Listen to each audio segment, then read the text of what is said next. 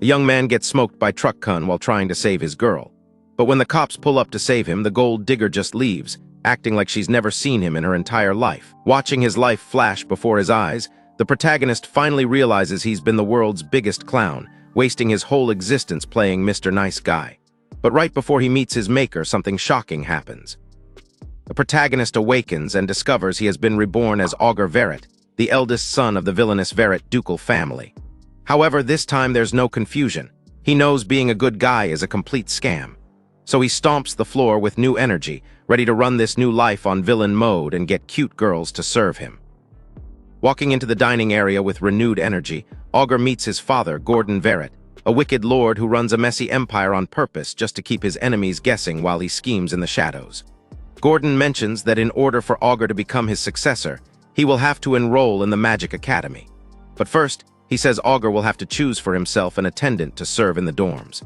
Hearing this, Augur's excitement bubbles over, as this is his opportunity to obtain a talented subordinate to support his goal of becoming the perfect villain. But Augur doesn't want just raw talent.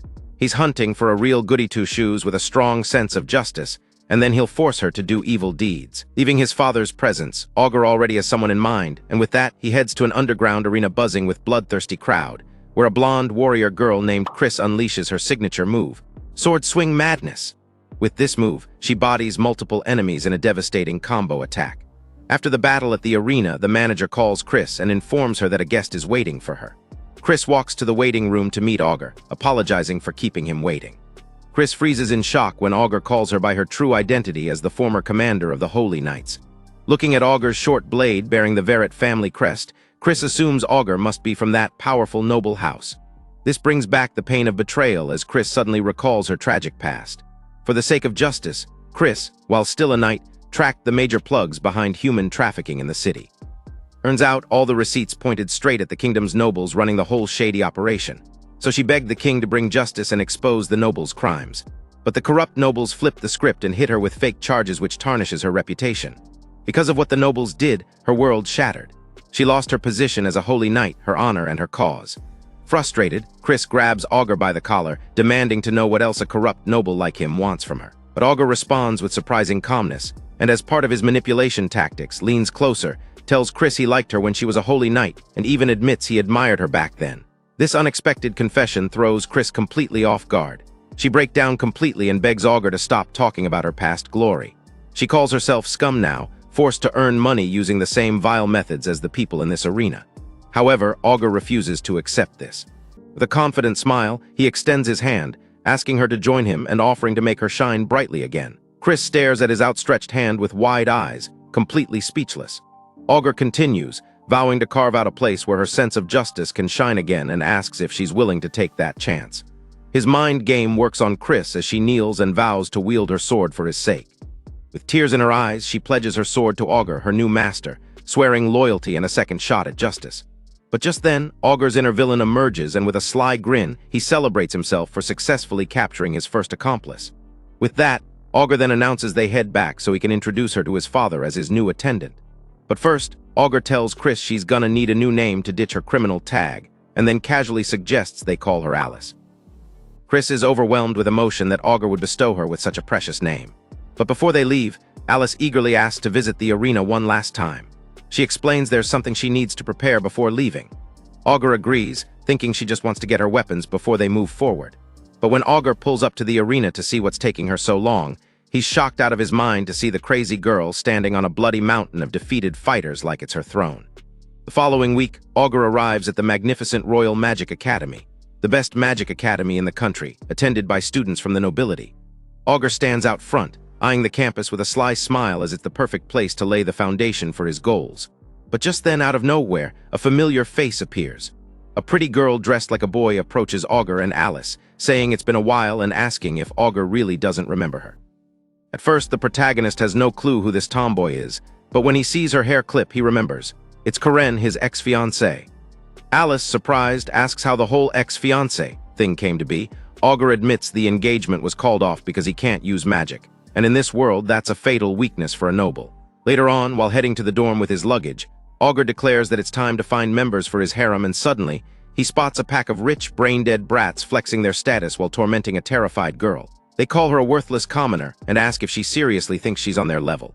One bully steps up, ready to teach her a lesson, but before he can blink, Augur's there, lightning fast, to defend his target and folds the bullies in seconds. The lead bully, Luark, scrambles to his feet and tries to flaunt his status again, but Augur shuts him up by properly introducing himself as the son of the Verret family and tells Luark he's beneath him. The bullies are shocked by this revelation and then flee in humiliation. With the bullies gone, Augur now focuses on the bullied girl. There's only one reason he wants her on his team, and that's because of her massive, jiggly machine. The mummy milker then thanks Augur for coming to her rescue and introduces herself as Lich. Augur nearly loses his composure but forces himself to act like a gentleman by giving her a handkerchief to clean the dirt on her skirt. Lich is almost in tears, shocked that anyone would help a commoner like her. She promises to wash the handkerchief and then scurries away, promising to see Augur again at the students' welcome party. Meanwhile, Augur is internally celebrating. Everything is going exactly as planned. He knows if he's the only one showing Lich kindness, it's only a matter of time before she's eating out of his hand. Later that evening, Augur and Alice arrive at the Grand Hall for the Magic Academy's new students' welcome party. However, they soon notice commotion on the other side of the ballroom, which is caused by Arnia, the crown prince of the kingdom, who has the ladies flocking around him like pigeons to bread. Augur immediately recognizes the prince and tells Alice that he is also Karen's current fiancé, shocking her. Just then, a dude runs up to Augur to deliver a letter. Augur then opens it and freezes. It's an invitation from Lich, thanking him for earlier and asking to meet before class at the backyard of the school. Instantly, Augur's mind jumps to wild fantasies, realizing he's just received a love letter from Miss Mega Melons. Following morning, Augur heads out and meets Lich at the garden gazebo. Lich, a little flustered, thanks him for saving her the day before, and Augur braces himself, thinking he's about to get hit with a big confession.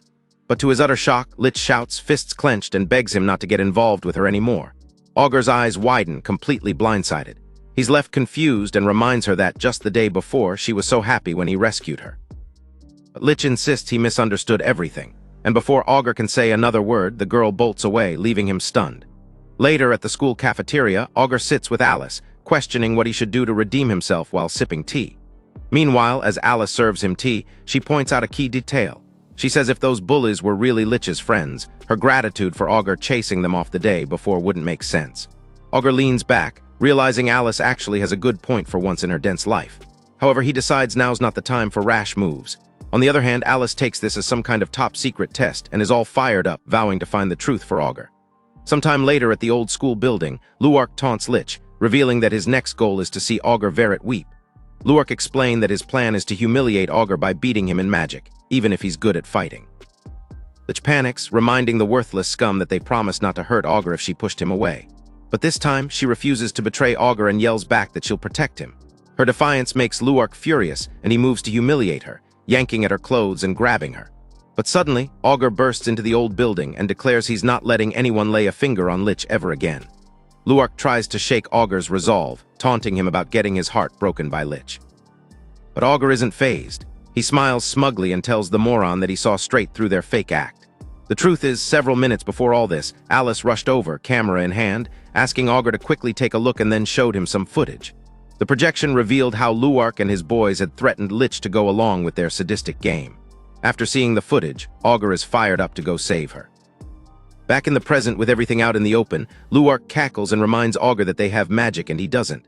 Without hesitation, Luark starts chanting, summoning a massive blast of firepower and hurling it directly at Augur. Alice shouts, warning her master to watch out, but Augur remains calm. Luark follows up by shouting for his flame arrows, firing again with even more force. But his jaw drops when he sees Augur barely flinch, and with just a motion of his hand, Augur reveals his secret move, nullifying the fire like it's nothing. Luark tries one last desperate attack, unleashing more flame arrows, but the protagonist just erases his magic, using his overpowered technique called delete. Luark crashes to the ground, unable to believe what he's seeing, and Augur wastes no time pouncing on him like a beast, using his face as a punching bag. After beating the undesirable loser Blue-Black and leaving him half dead, while Alice handles his minions, Augur turns to Lich to make sure she's unharmed. He gives her his jacket to cover up and then explains that his delete technique can nullify magic under strict conditions, a power he developed himself. Filled with regret, Lich starts weeping and apologizes for all the harsh things she said to him. Her surprise, Augur admits she's right. What she did is unforgivable, and because of that, he says he's going to punish her. Before Lich can panic, Augur steps closer, gently wipes away her tears, and calmly asks her to keep his unique technique a secret. He also tells her to ignore anyone calling her a dropout or commoner, and for her punishment, Augur asks Lich to come with him. Hearing this, Lich's whole mood flips. She hugs Augur, eyes sparkling, and shouts her agreement with all her heart. She can't hold back her excitement as she presses her double barrels against his chest. Augur panics a little but decides to just roll with it, thinking he's making progress on his dream harem. Following this, the group leaves the building, bursting into laughter, their spirits high. But unbeknownst to them, a mysterious girl watches from above, her eyes sharp and calculating. Before long, Luark and his cronies get expelled from the academy. Because of what they did to Lich, they're branded as a bunch of degenerates and are gone for good. Meanwhile, Augur wastes no time diving straight into his daily training, cranking out one-handed handstand push-ups with more weight than Anatoly. Alice, watching Augur train, can't help but hype up his strength. She's convinced he's an exception to the typical magic-dependent nobles. Meanwhile, Augur speculates that unlike most nobles with magic aptitude, he was reincarnated with a jacked body instead.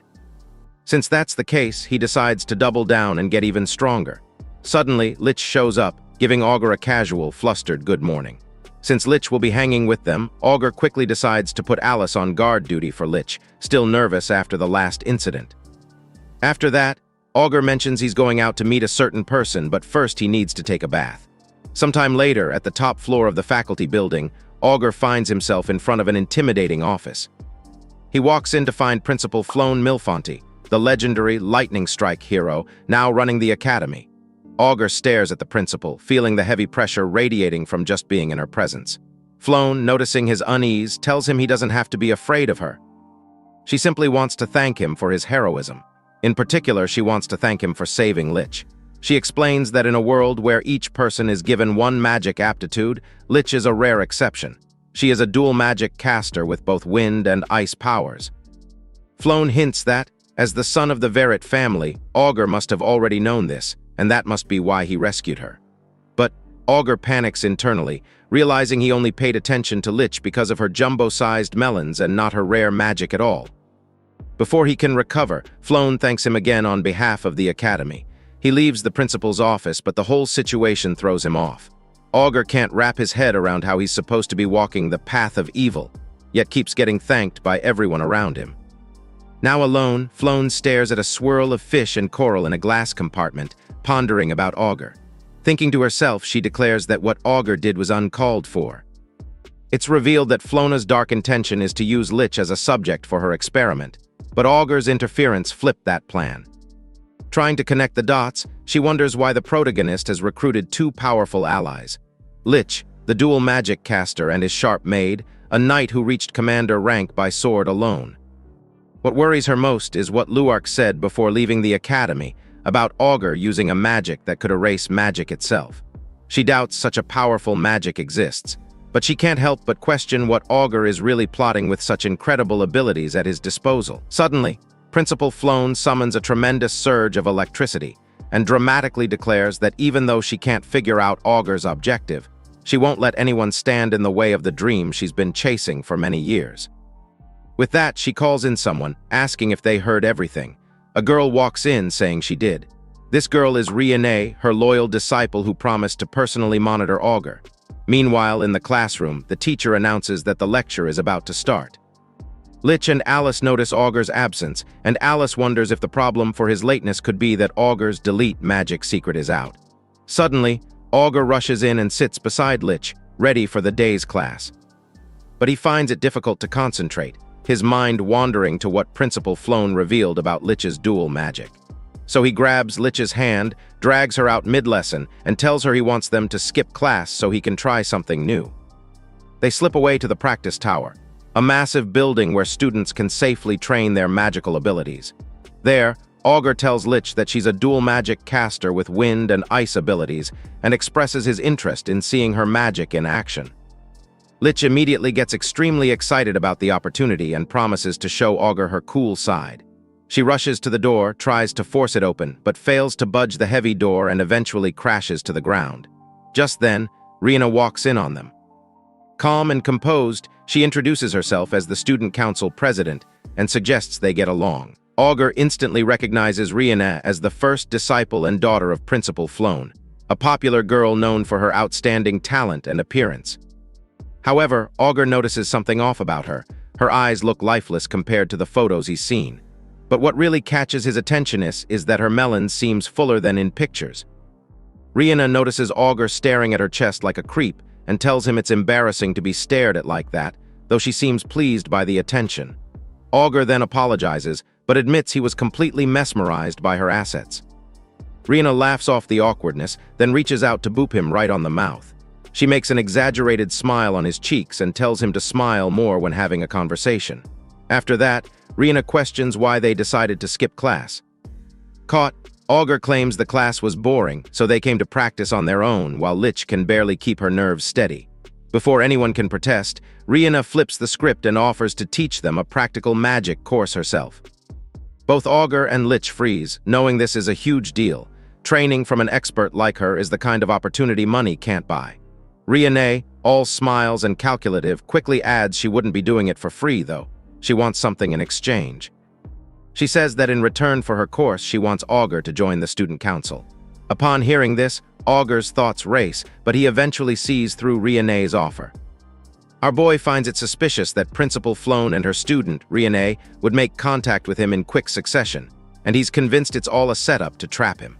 Determined not to become anyone's pawn, Augur refuses outright, letting Rihanna know he won't work under her or play along. Rihanna smiles slyly and then asks if that's really his final answer. In response, a heavy silence settles between them as they lock in a cold stare. Suddenly, wild commotion erupts in the background. Alice comes sprinting in, yelling Augur's name at the top of her lungs. She throws herself at him, angrily demanding to know why she was left behind, to which Augur embarrassingly admits he got caught up testing an idea. Rihanna, quietly watching, wonders who this noisy drama queen is. She sizes up Alice's cup size against hers and realizes Alice has cheat code-level milkers. With that, Rihanna gives Augur a soft smile and steps away, saying she'll always be waiting if he changes his mind. Sometime later, Rihanna lets out a quiet sigh in the restroom. She reflects on how she thought her bouncy jugs would be enough to manipulate Augur easily, but the dude proved to be an alpha male. As she takes out the deceptive pads from her melon cover, she realizes that with the other mummy milkers around Augur, her tactics were doomed to fail from the start. However, Rihanna makes a small vow to herself. Next time, she'll catch him for sure. Meanwhile, back with Augur and his girls, Alice immediately questions Augur about his earlier mention of testing something, and Augur explains he was just trying to see Lich's magic in action. But they were interrupted by the student council president. Alice suddenly brightens with an idea and announces she has the perfect solution. She explains that her old friend now manages an orphanage that's being threatened by scallywags and suggests this could be the perfect opportunity to see Lich's magic in action. Augur's villain side immediately kicks in, seeing the potential. He's already dreaming about the benefits of winning over the orphanage, healthy, smart, and loyal future workforce that will become valuable assets for him down the line. With everything decided, Lich gets pumped up and declares she wants to try. Augur gives her the nod and Alice claps in approval. The team agrees to go to the orphanage over the weekend. The weekend finally arrives and the group sets out across the countryside, heading for the orphanage. Lich looks a little queasy from the trip, but she's determined. As they continue the journey, Augur asks Alice what kind of place a Nivant really is. Alice explains it's a quiet city outside the royal capital, usually peaceful, but things changed when the arena was built close to the city. Upon arriving in Nivant, Augur and the group walk through the city, scanning the streets. Augur wonders why anyone would want this land since it doesn't look like much is happening. Suddenly, a scream cuts through the air. A hot nun named Mio is cornered, begging for mercy as thugs close in. Panic sets in as Alice immediately shouts that this is her friend they've been looking for. Wasting no time, Augur steps forward, ready for action. He charges into the brawl, using the back of one of the thugs as a trampoline and breaking his spinal cord in the process. Shock ripples through the rest of the gang. Nobody expected the boy to be this strong. Augur, meanwhile, barely breaks a sweat and then moves to interrogate the thugs, trying to wrap things up before lunch. But before he can get a word out, Alice swoops in with a dramatic intro, announcing his full name like it's a WWE main event. She calls him the savior who lives for justice. Augur stands there mortified, wishing the ground would swallow him whole, while the villains look confused, wondering what in the Looney Tunes is going on. Suddenly, the thugs try to retaliate, charging at Augur and his girls with deadly intent. As the thug attacks, Augur apologizes for slacking off, deflects the sword swing mid-attack, and tells the thug it's time for self-reflection, making the whole thing look pretty easy. He punches the weak thug in the gut, and for the rest of the pirate wannabes, he finishes them off with acrobatics straight out of a Hollywood blockbuster. Alice also throws herself into the fray, taking the hoodlums out and tying everyone up in a storm of rope. With the troublemakers captured, Augur coolly announces everything's handled while the nun stares at the mess, totally speechless. Afterwards, the group heads into a church as night falls. Mio welcomes them in and introduces herself properly. She thanks Alice for helping with the orphanage problems, surprised to see that a real noble actually showed up to help. Alice tries to play it cool, but the brats in the orphanage spot her and rush over, excited. Seeing the youngins, Augur's villain mode kicks in and he counts the children. 10 potential workers for his big-brain villainous plans. So he quickly lines up the brats and tries to establish dominance, but the gremlins aren't buying it. Instead of looking scared, they just mutter that he looks like a weak, sassy boy, completely ruining his dramatic entrance. Before he can process the disrespect, the brats start mocking his noble status, saying all nobles are supposed to look frail anyway. Mio immediately steps in to salvage the issue by apologizing to Augur and informing him that nobles aren't exactly well received by the little ones. Augur tries to keep his cool but gets totally ignored by the little menaces, who all rush outside to play. Following this, Alice gets down to business. She questions the captured hoodlums, demanding to know why they targeted the orphanage. At first, one hoodlum who looks like a starved junkie acts tough, swearing he'd rather die than spill anything. But Alice's intimidation cracks him faster than a cheap iPhone screen. He immediately confesses that they were just following orders from someone named Alaban. When Alice presses harder for Alaban's address, the bandits give in and scribble it down while shaking like a girl. Alice then walks over to the team, informing them that they'll attack the so-called Alaban headquarters the following day, to which they all agree. Meanwhile, Mio, the nun, tries to offer Augur a reward for his help. She's embarrassed that it's not much.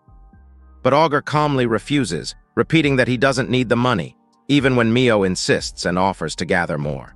With Augur's continuous refusal to accept the reward, Mio instantly regrets it, thinking she's done a stupid thing by trying to pay off a noble who's likely to be loaded with cash.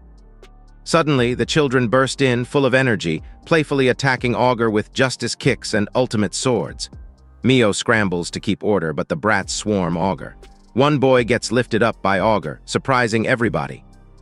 Augur tells the boy that they might not like nobles, but it's clear they enjoy being carried around. With the little ones now warming up to him, Augur advises Mio that instead of wasting the money as a reward, she should save it and focus on preparing dinner. Laughter fills the room as the children celebrate, and even Mio tears up with relief. Alice, quietly watching, silently mentions that Augur is a wonderful person. Sometime later, outside the church, Alice shares a crucial detail with Augur. She tells him that the boss behind everything, Alaban, is actually a remnant from Walshua's arena. Upon hearing this, Augur's face immediately twists in disgust, realizing the stakes just got real. Augur, confused, asks Alice if anyone managed to escape from the arena, to which Alice assures him that before she left, she sent every fighter to the Shadow Realm. However, she points out there might have been an oversight. She speculates that Alaban might have had that day off from work on the day she did the massacre. Then she shares the most probable conspiracy. Alaban must have lost his place at the arena, so now he's trying to start a new one, targeting places far from the royal capital. Augur understands the mess might be partly their fault, while Alice admits she never faced Alaban in the ring and can't guess his strength. Even so, Augur promises to crush Alaban the next day and clear his name for good, while Alice is pumped and ready for action. Later that night, Augur checks on Lich and, noticing she's still sleeping, tells everyone to get some rest for the next day's mission. Augur heads to bed, and while he's off to Slumberland, Mio appears quietly at his bedside. Throwing caution to the wind, the nun hops on Augur like a cowgirl and asks him to give her a moment of his deep, long love.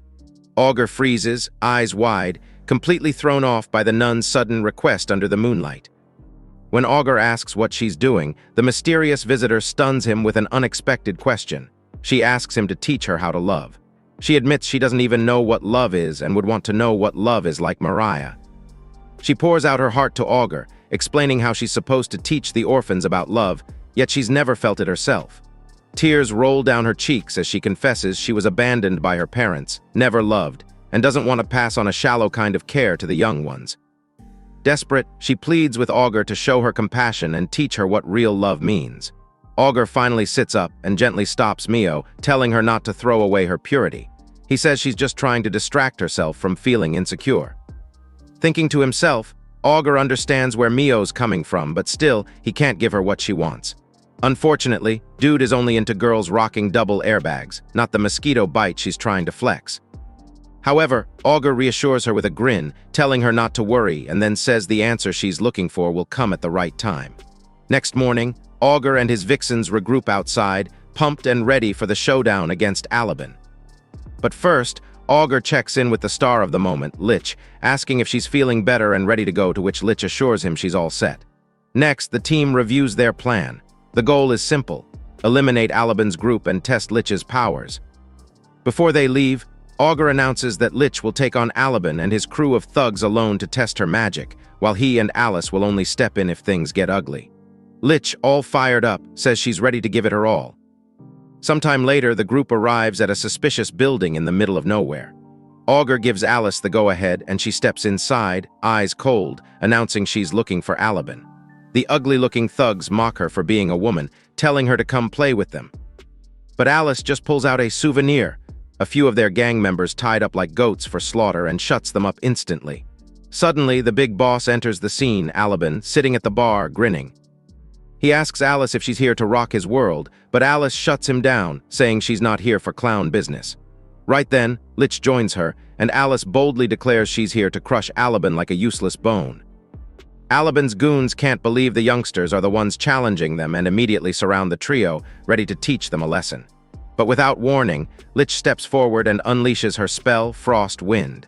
Instantly, ice sweeps across the room, freezing the thugs in place.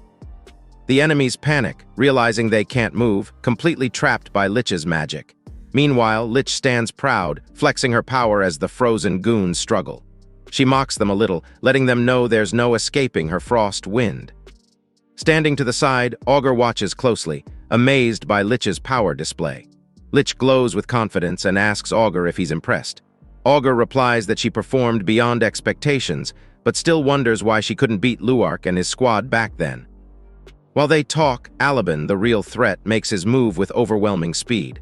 But Augur reacts fast, grabbing Meshiro and dodging the attack. Alaban laughs, taunting that they'll never be able to keep up with his speed. Based on that move, Augur instantly realizes Alaban's a classic speed-type fighter, and that makes things a bit interesting. So, Augur decides to switch things up with a tag-team strategy. He instructs Lich to freeze their opponent's feet while he attacks. Without hesitation, the duo goes after Alaban. Lich wastes no time and fires off another Frost Wind, but Alaban manages to dodge at the last second, surprising Lich. She quickly fires another Frost Wind, but this time uses the movement of the wind to track Alaban's next move. The ice attack connects, but since magic cast on reflex only lasts a moment, Alaban shakes it off just seconds later.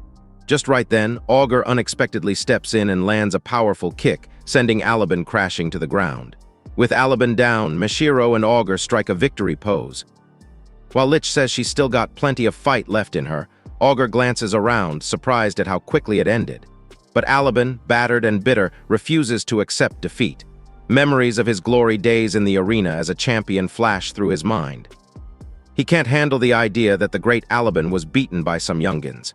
Suddenly, his eyes fall on a mysterious bottle nearby. He grabs it, gulps it down, and his body starts to surge with energy.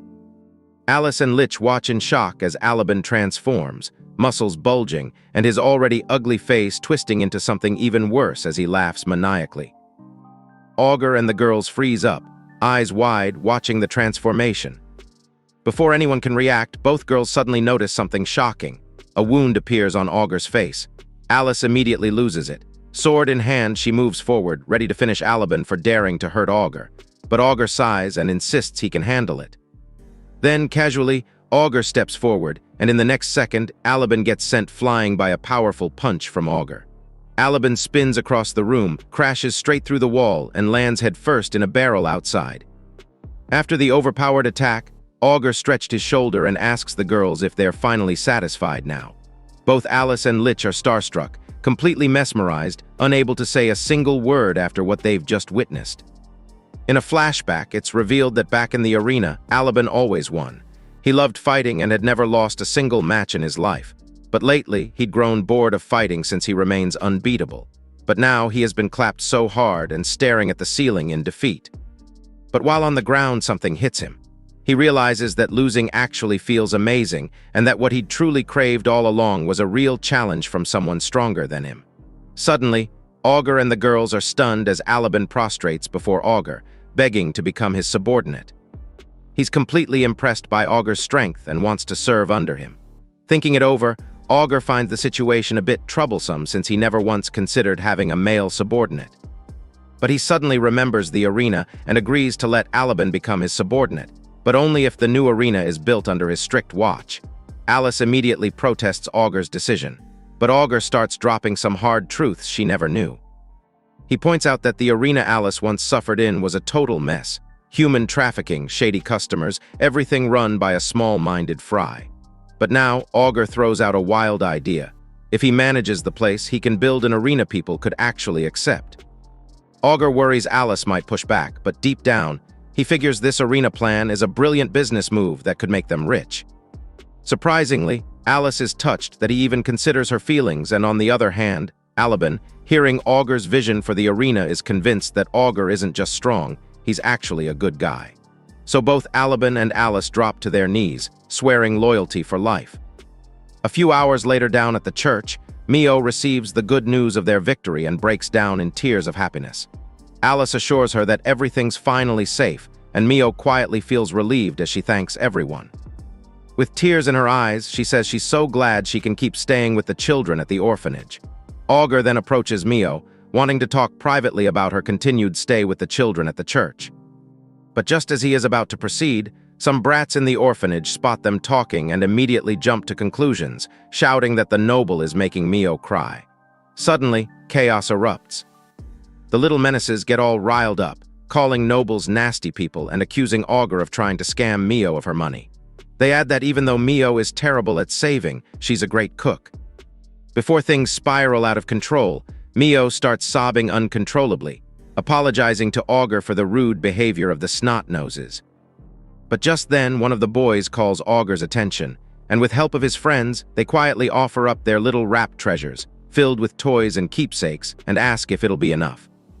Desperate to protect Mio's happiness, the boys exclaims that they love Mio, and since nobles love treasure, they're willing to sacrifice theirs. Hearing this, Mio can't help but smile through her tears. She hugs the boy tightly, telling him she's already happy and he doesn't need to worry. Satisfied, the boys cheer excitedly and start laughing, while Mio reflects quietly. She thinks she's finally found the answer she's been searching for. She reasons that the feeling that makes her laugh and cry with the children must be what love truly is. Augur glances at Mio, surrounded by the smiling children, and feels genuinely happy for her. With everything accomplished, Augur turns to Alice and Lich and announces that they'll be heading back to the academy. Then, turning to Mio and her brats, he drops another bomb. He's moving them to Verit territory. Everyone freezes in shock hearing this, but Augur reflects to himself that this has been his grand plan all along. He had two major objectives for this mission. First, test Lich's capabilities, and second, secure future labor. So, to strengthen his evil plan, Augur provides housing and education for Mio and her little soldiers in Verit territory. Additionally, he orders Alaban and his freaks to gather more weirdos like them to serve as warriors for his planned arena. Back in Verit territory, Alaban and his newly reformed villains pay tribute to Augur, their new leader. Mio and her little ones also show their gratitude by wishing him good health. Meanwhile, Augur sits confidently, sipping a drink served by Alice, completely satisfied that he's one step closer to becoming an absolute villain. Several days later, in the bustling corridor of the Royal Magic Academy, Karen, dressed in a sharp uniform with flawless hair, struts down the hallway. Her captivating charisma made the girls whisper and squeal, clearly obsessed. Suddenly, Augur and Alice appear, and right in the middle of the frenzy, Karen spots Augur and panic hits. Meanwhile, Augur senses someone spying on him and turns back to check but sees no one. When Alice asks if he saw anything, Augur replies that he didn't and it's probably just his imagination. It's been a whole month since the incident at the orphanage. During that time, Augur and the girls have returned and are now back to living full-time at the academy. Suddenly, Lich bursts across the hallway, shouting a chipper "Good morning" in her new training uniform. Seeing those pylos on her chest bounce freely stops Augur dead cold. As she gets closer, Lich cheerfully explains she's dressed for PE and magic training. Still, Alice and Augur can't hide their shock while Lich just beams. On the topic of magic training, Augur warns Lich to hold back her powers, explaining that her magic is way too flashy and using it could put a target on her back. Lich looks a little worried hearing this, but even though she agrees, she admits she originally planned to graduate with a good job to make her poor parents proud. But then Augur looks at her with sincere eyes and makes a heartfelt promise. He tells her not to worry about her future and he'll always look out for her. Lich is deeply moved by his words as her face turns bright red and her heart starts doing flips. Embarrassed, she quickly turns away, flustered, while whispering that sneak attacks like that are totally unfair. Meanwhile, Karen, who's been secretly watching everything, practically explodes inside from what she just witnessed. She's rattled by how Augur, who just arrived at the academy, already has two cute girls by his side and finds it unfair. Unable to hide any longer, she suddenly steps up to greet Augur and his girls, creating an awkward tension in the air. Surprised by her rare greeting, Augur teases her, asking if her father wouldn't be mad knowing she's talking to her former fiancé, but Karen quickly defends herself, saying it's just a simple greeting. Inside, however, she's panicking, worried she's losing her composure in front of everyone. Before things get more awkward, she informs Augur that Reincarnated, the president of the student council, has a message for him. She reveals that the president wants him to join the student council and have some tea. Surprised, Augur asks if Karen is also a member of the student council. Karen confirms it, almost too cheerfully, with a wide smile, proudly admitting her dream has always been to help people. Then, unexpectedly, she grabs Augur by the hand and tries inviting him to join too, saying she'd be glad if he did. However, she quickly rephrases, saying the president would be glad he did. Augur hesitates but politely declines, reminding her that he already told the president he won't join their moronic student council. Besides, he adds, as the crown prince's fiancée, she should be more careful with her actions. Karen instantly snaps back to reality, looking embarrassed and admits she has a hard time breaking old habits.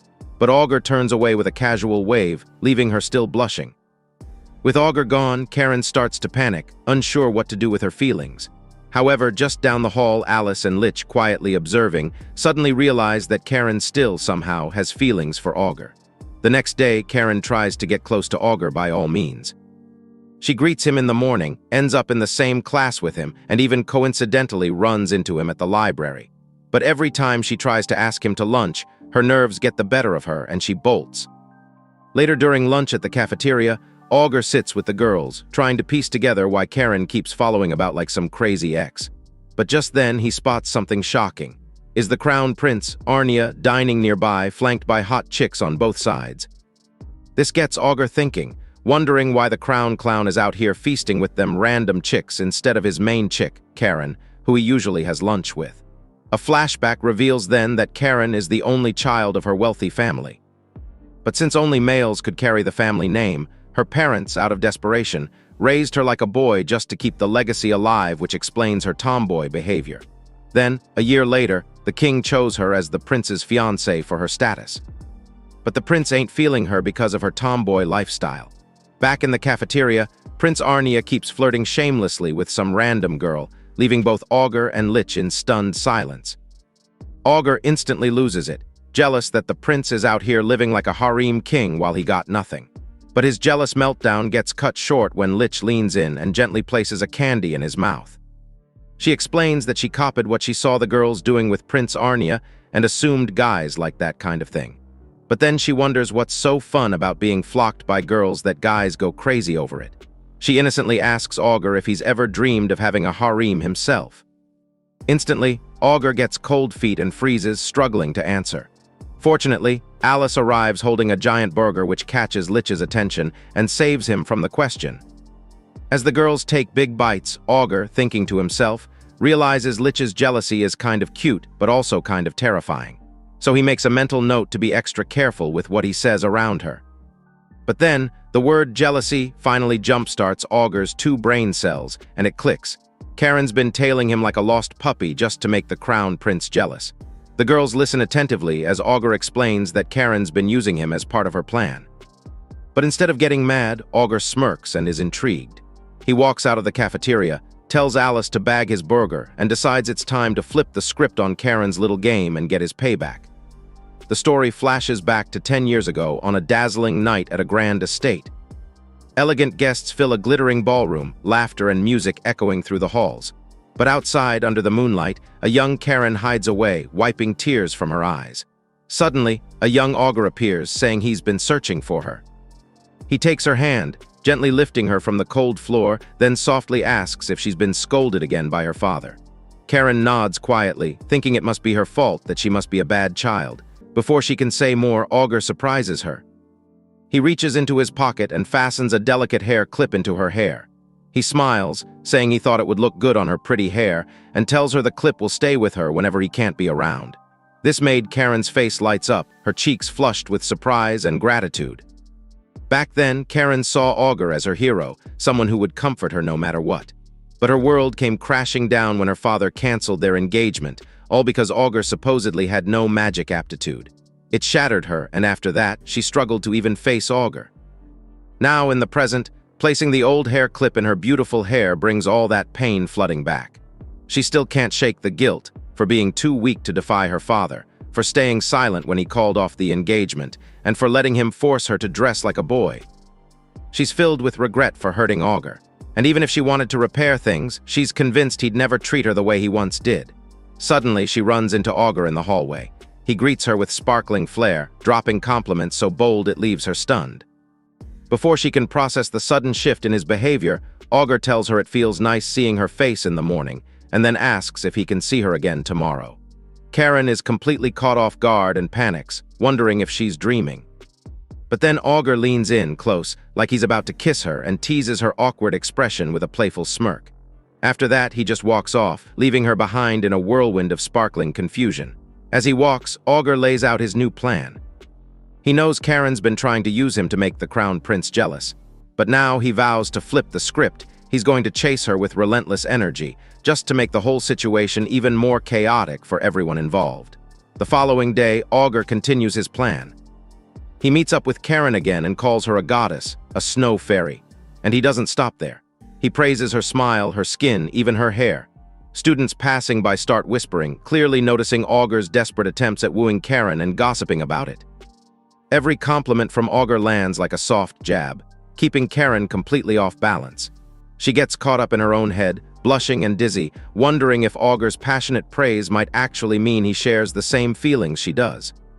She even starts thinking maybe they could get married for real now.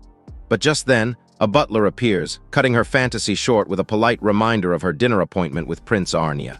Later that day at the castle, Prince Arnia is pissed that Karen showed up late. But she quickly apologizes, looking tense. Prince Arnia then smiles all cutely, like a gigolo, and barely blinks before asking her for more money. 5 gold coins this time. Karen is stunned and reminds the waste of royal blood that she just gave him money recently. But Arnia shrugs, claiming he's already used it up. Then he tries to gaslight her, lamenting that even though he's the crown prince, his stubborn father still won't give him any money, claiming it's meant for the commoners. Seeing her hesitate, Arnia casually reminds Karen that if she's broke, she can always ask her rich dad. Karen is left speechless because she knows the truth. Her value to her father is basically zero, aside from being the crown prince's fiancée. She's not even on good terms with her old man, and if he ever found out she was being extorted by the prince, it'd be a massive disgrace. Prince Arnia senses her reluctance, so he forces out a smile and tells her never mind, promising he'll find the money himself. He stands to leave, saying they'll meet sometime next week. But just before walking out, he pauses and says there's something he's been meaning to bring up. He says that even though he doesn't give a damn about her cross-dressing, what really annoys him is her red hair. He coldly suggests that if she really wants to dress like a boy, she should just cut it all off. Then he slams the door behind him. His words sting. Karen sits alone, turning the thought over, wondering why, even though she dresses like a tomboy, she's kept her hair long all this time. Suddenly, a memory hits her. She remembers the night Augur gave her the hair clip, telling her it would look good in her hair and that the clip would stay with her anytime he couldn't be there. Right then, Karen breaks down in tears, clutching her hair as she finally realizes she kept her hair long not out of rebellion, but simply because once, Augur called it pretty. Meanwhile, outside the school, Augur and the girls run into the student council president, Reincarnated, who appears cheerful as always. Augur, confused, notices something off. Her chest seems to have returned to factory reset, and he casually points out that what she showed off last time was clearly fake. However, Rina immediately dodges the comment and shifts the topic to Karen, asking if they've seen her that day. Augur admits he hasn't, not since before lunch. Rina frowns, finding it odd that Karen skipped the student council meeting, something she's never done before. Rina then speculates that something must have happened to Karen, and asks Augur if they can search for her together. Several hours later, Augur and Rina stroll into the school's grand library in search of Karen. Rina tries to act playful, tossing out nicknames for Augur, but he coldly shuts it down, telling her to cut it out. With that, the student council president decides to get straight to business. She asks Augur if he's aware of how cruelly Prince Arnia treats Karen. Augur listens but quietly questions whether cruel is really the right word. He figures Rina must be referring to the prince's lack of interest and constant flirting, but cruel sounds like an exaggeration. Still, Augur admits he's aware of the situation between Karen and her royal fiancé. Rina is stunned to hear this. She calls Augur a hero of justice for knowing all that and still choosing to stay by Karen's side. But Augur is confused. He has no idea what she's talking about. Noticing his puzzled expression, Rina decides to check if they're even on the same page. She leans in and reveals the truth. Prince Arnia has been extorting Karen for a huge sum of money. She paints a clearer picture, explaining how the wimpy prince uses his position to demand the impossible from Karen and seems to take pleasure in watching her suffer. Augur's eyes widen in shock. He goes silent, slowly taking it all in. Rina assumes that all of Augur's actions toward Karen up to this point have been out of protection. She admits she also despises the prince for what he's done and suggests they team up. But for Augur, this is the first time he's hearing the full story. And suddenly it hits him that Karen was never using him after all. He remembers all the flirty words, the over-the-top compliments, the teasing, and it finally realizes that he has been completely mistaken. Panic sets in as he understands how bad the situation will be if Karen misunderstood his behavior and thinks he still has feelings for her. He reasons if the daughter of a duke falls for him again, it'll throw a massive wrench in his carefully planned harem goals. With no time to waste, Augur straightens up and promises Rina that he'll bring Karen to the student council, personally. Sometime later, Augur sneaks into Karen's residence and finds her hiding in a closet, just like old times. He calls her out, and she's surprised he knew exactly where to look. But Augur just smirks and reminds her that she always hides there whenever she's feeling down. Hearing this, Karen slips back into self-doubt, convinced she's still the same crybaby who can never change, no matter how grown-up she looks. But before she can spiral any deeper, Augur reaches out, grabs her hand, and gently pulls her out of the dark closet. Karen panics, trying to hide her face, insisting she looks terrible and begs him not to look at her. But Augur brushes it off, telling her he doesn't care about that at all. He says he's seen her cry so many times he's already used to it. Following that, he leans in and calmly clarifies they'll always be childhood friends and nothing more. At that moment, Augur's inner monologue kicks in. He feels satisfied that by dropping the childhood friendzone card, he's sure it'll explain all those flirty, close moments as just typical childhood friend behavior. But suddenly, Karen hugs him tightly, causing him to freeze for a second. However, Augur reassures himself it was just a friendly hug, nothing romantic. But right then, Karen's true feelings slip out. She softly mentions something about being together forever, and Augur realizes all is not yet okay. Still, seeing she's finally calmed down a bit, Augur suggests they leave and Karen agrees. With that, Augur lifts her up princess style and jumps out the window, causing Karen to scream at the top of her lungs as they plummet. Landing with a soft thud, Augur warns her to lower her voice, and then casually informs her that President Reincarnated asked him to bring her to the student council without anyone seeing her. Several minutes later, Augur brings Karen to meet Reincarnated, and Karen immediately apologizes for missing the student council meeting. President Reincarnated accepts the apology easily and skips straight to the real issue, asking what should be done about the lousy prince. Reflecting on it, Augur admits he'd actually prefer if Prince Arnia just changed his ways and got back with Karen. After all, punishing a crown prince isn't as simple as dealing with Luark and his goons. But just then, Reincarnated says she has an idea. She moves a bit closer and asks if they've heard about the Academy's dueling system. Augur and Karen freezes in shock when Riene casually drops that her big plan is a whole duel. Riene explains that, according to the Academy's rules, when two sides clash, they can settle it with a public duel in front of the entire student body, and winner gets their claim officially recognized. Karen panics at the idea of fighting the Crown Prince herself. But Augur figures with the duel, he could challenge the prince directly and settle everything in front of everyone. So right then, he steps forward and volunteers to fight in Karen's place. Karen gets flustered, clearly worried about how dangerous this sounds. Meanwhile, Riene can barely hide her knowing smirk as she totally saw this plot twist coming from a mile away, and she's loving every second. However, she adds that there's one more rule to the dueling system. The loser must grant one request to the winner, and then asks if Augur is still willing to go through with it. Even with this new twist, Augur doesn't back down and formally declares his intention to challenge the prince to a duel. Karen gets all emotional, convinced Augur is doing this for her sake, and tries to talk him out of it. But our boy is already fired up for his own reasons. Him, it's the perfect shot to beat that bum prince and maybe slap some sense into him while he's at it. Either way, he's happy to crush two problems with one blow. With everything now decided, President Riene promises to get the prince's approval for the duel and announce the date to everyone. As Augur and Karen leave, Riene watches them from above, more amused than ever. She didn't expect Augur to act exactly as she wanted. With the duel now set, her plan to witness Augur's magic canceller spell the principal mentioned is officially in motion. She's also itching to see how Augur will handle Prince Arnia, who's known for his overwhelming magic. But suddenly, Riene's inner monologue takes a wild turn as she admits that seeing those eyes of justice on Augur kind of turned her on. The next day, news of the duel explodes across campus.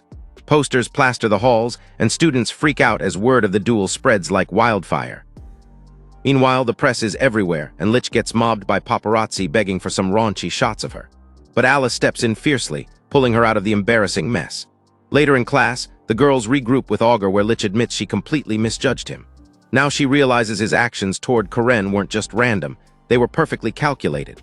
This makes Augur smirk as he can see that the favorability toward him is at an all-time high, and things are finally looking up. The girls then rally around him with full support, promising to cheer him on at the upcoming duel and help in any way they can.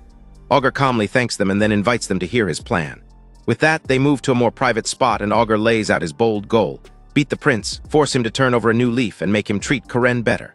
But suddenly the doors swing open and Prince Arnia steps in, wearing a cunning smile as he coldly greets the group. Karen and Lich are caught off guard, but Augur keeps things formal, thanking the prince for accepting the duel. But suddenly Arnia's mood snaps. He violently kicks a chair, calls Augur a dropout, and demands to know why he'd even dare challenge him to a duel.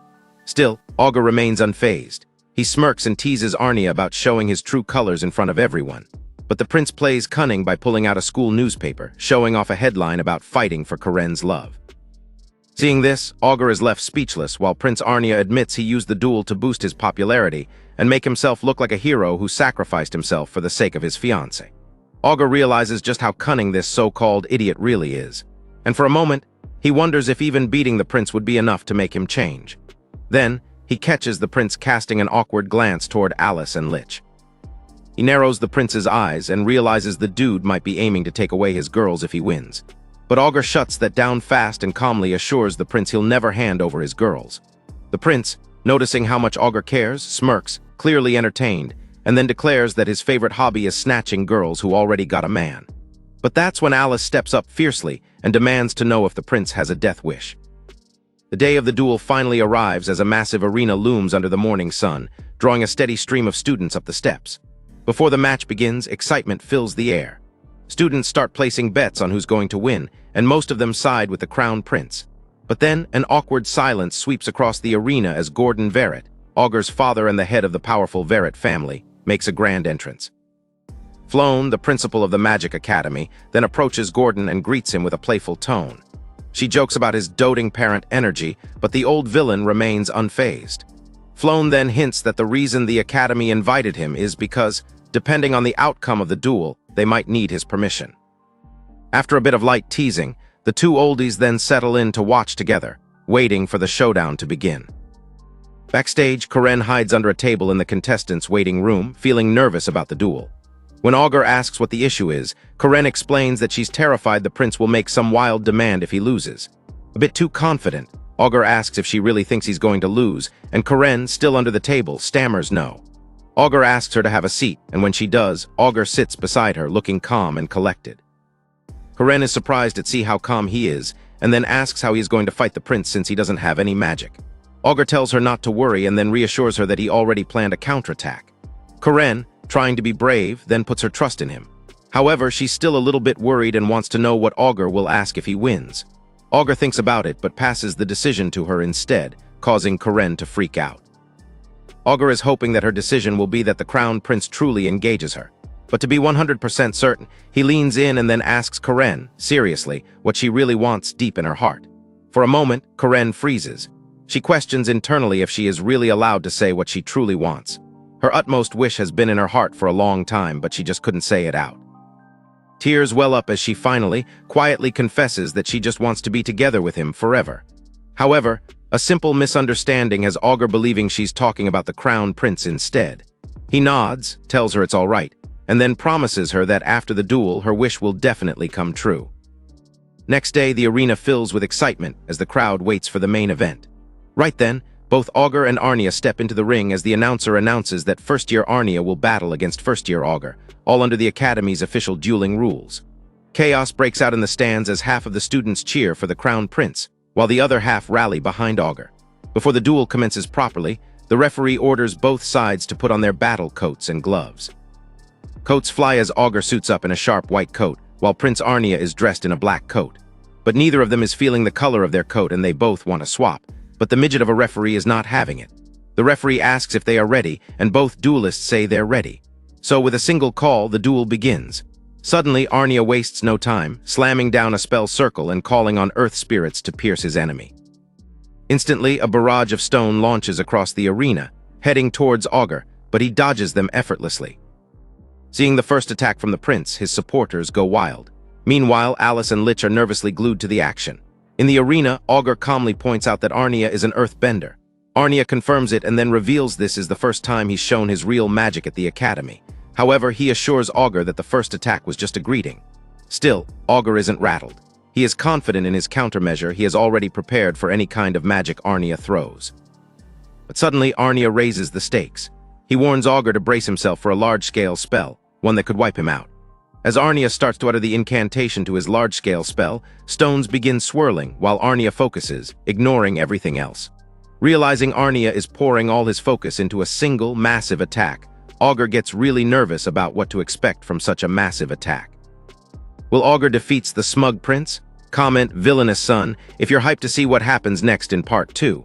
If you enjoyed this video, drop a thumbs up and don't forget to subscribe for more awesome content. Thanks for watching as always.